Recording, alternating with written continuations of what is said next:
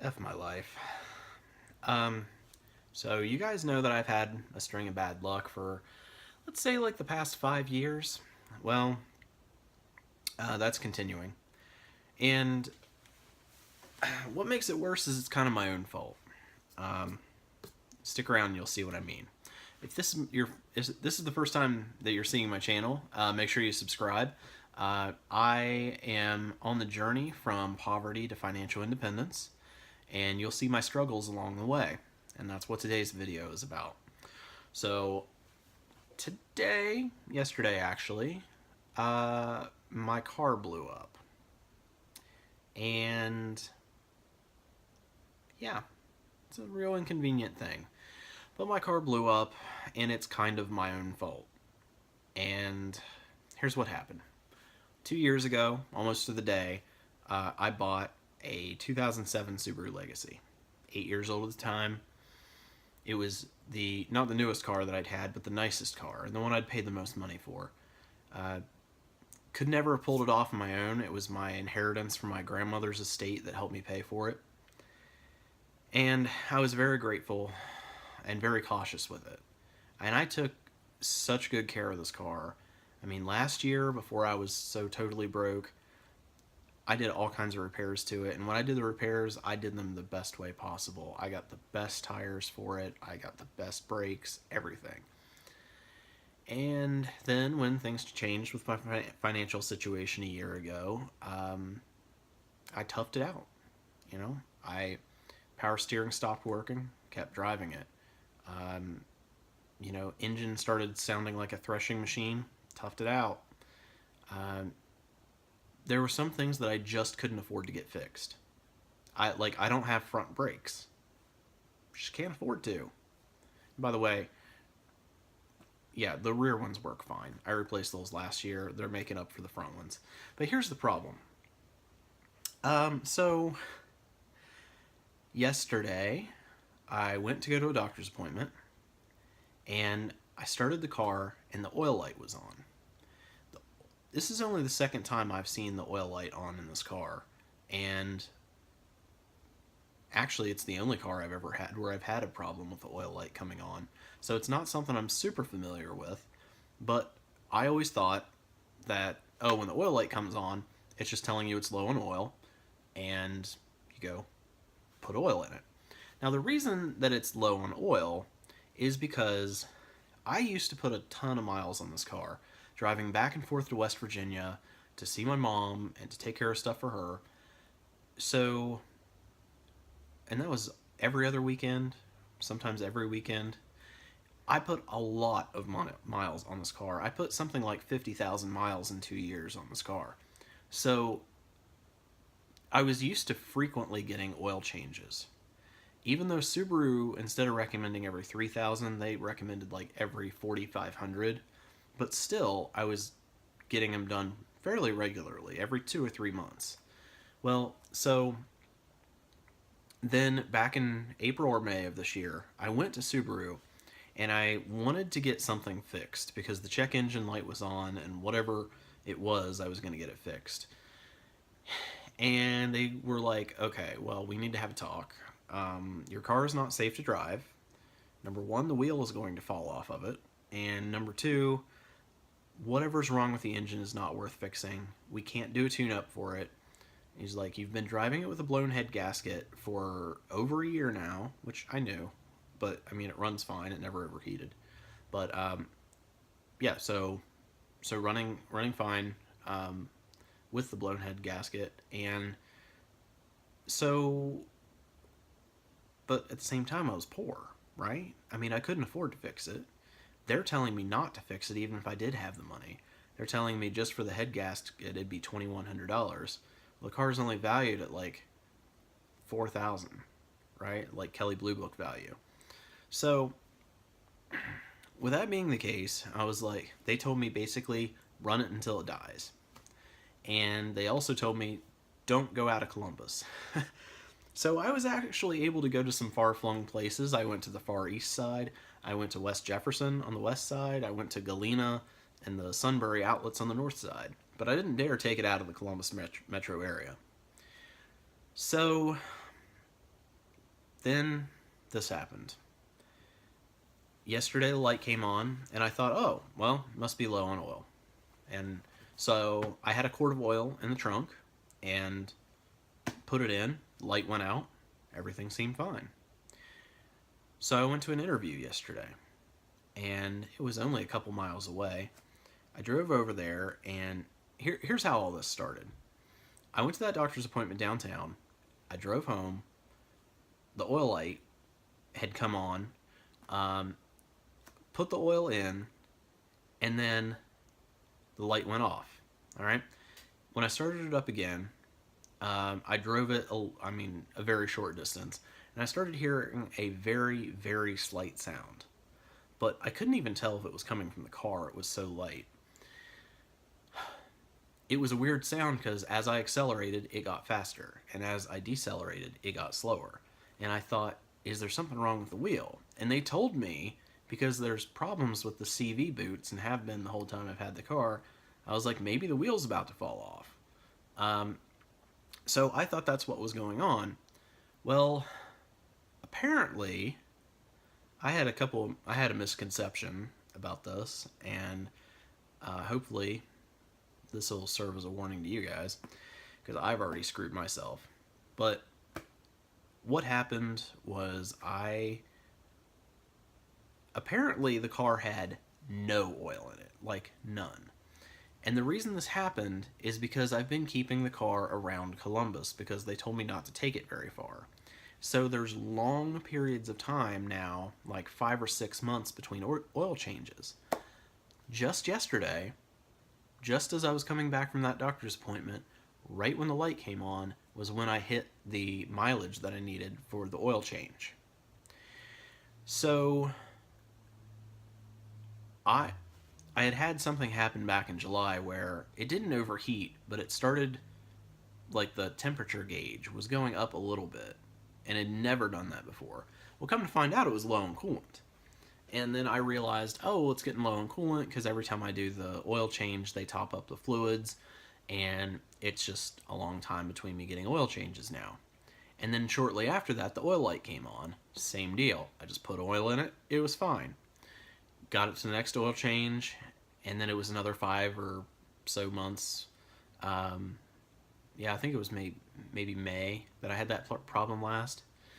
So when it happened again this time, I thought it was the same thing. Well, when it came on, I put the oil in, the light went off, and then I was like, okay, you know what? I really need to take this seriously, figure out what's wrong with this thing. I hadn't planned on it, but I had time that day, and I was like, I'm going to drive over to the east side, and I'm going to go to the Subaru dealership. And that is how I killed my car. Basically, as I was driving to the interview, it was making a little bit of noise, but not a lot. Didn't seem to have too much problem. It got me back from the interview. Then I started heading to the Subaru dealership after I changed clothes, and I drove it for about, 5 miles, something like that. The noise got louder, and then it changed to a different type of noise. But it was never loud, and nothing concerning seemed to be happening. And then it started, though, I don't even know how to describe it. It was almost like the car wasn't even doing anything, and I was just getting nervous about it.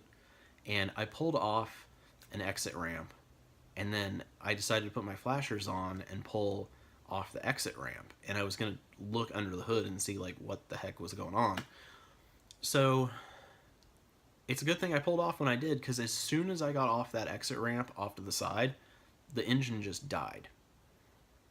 And then so I tried to restart it. Won't turn over. Well, thankfully, one of the things that I decided that, even though I can't afford, that I was going to invest in, is that I got AAA back at the end of July when my membership ran out. That was a hard $100 for me to get, but it was worth it. So I got that $100, I paid for my AAA, and they give you 100 miles of free towing a year, plus some other stuff. So the guy loaded up my car, he looked at it for me, he's like, there's no oil in this thing. And I was like, that's not possible. I was like, I literally put oil in it 20 minutes ago. And he's like, well, and then when I told him that it had a blown head gasket, he's like, oh, well, it probably leaked into this other thing and it burnt off. And I'm like, perfect. All right. So now, most likely, the engine is seized uh, and basically worthless. Not only that, but the options for replacing the engine are not good. You can buy a brand new one for $4,500, $5,000. That's more than the car's worth. And that's not including the labor to have it installed. You can buy a used one, which might be iffy, but you might get lucky and it'd be a good one. And you can have that installed, but then that's going to be $2,000, $3,000, $4,000 for that, and then the labor on top of that.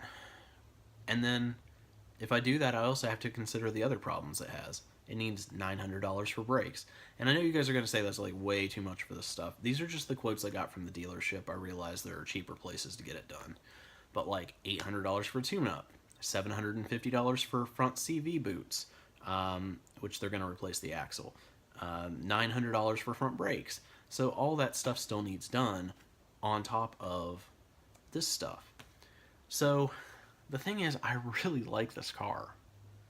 And I can't afford to buy another car that I like. Fortunately, this is where emergency funds come in.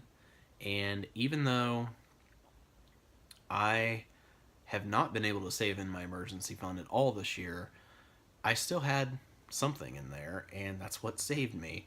Basically, this month, for the first time, I touched my emergency fund. And that was, I paid off a bill from my mom. That was almost $400.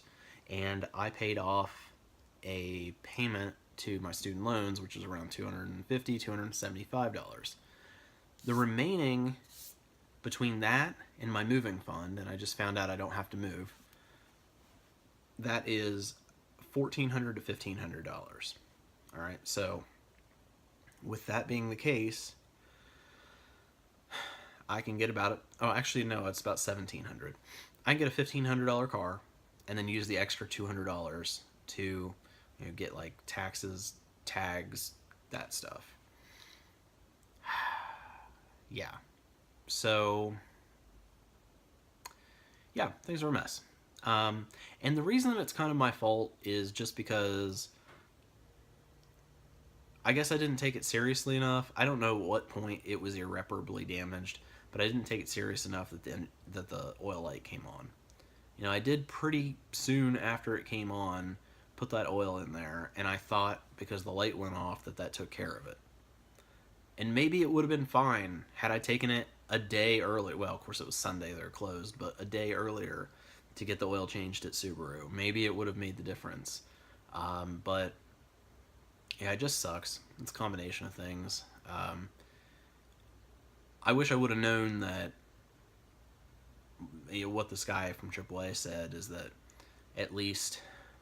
it's at least 3 quarts low when that light comes on. So I also talked to my mom, who used to work at Advance Auto Parts. She said there's one other thing that it could be, and I am going to have a mobile mechanic come out and take a look at it.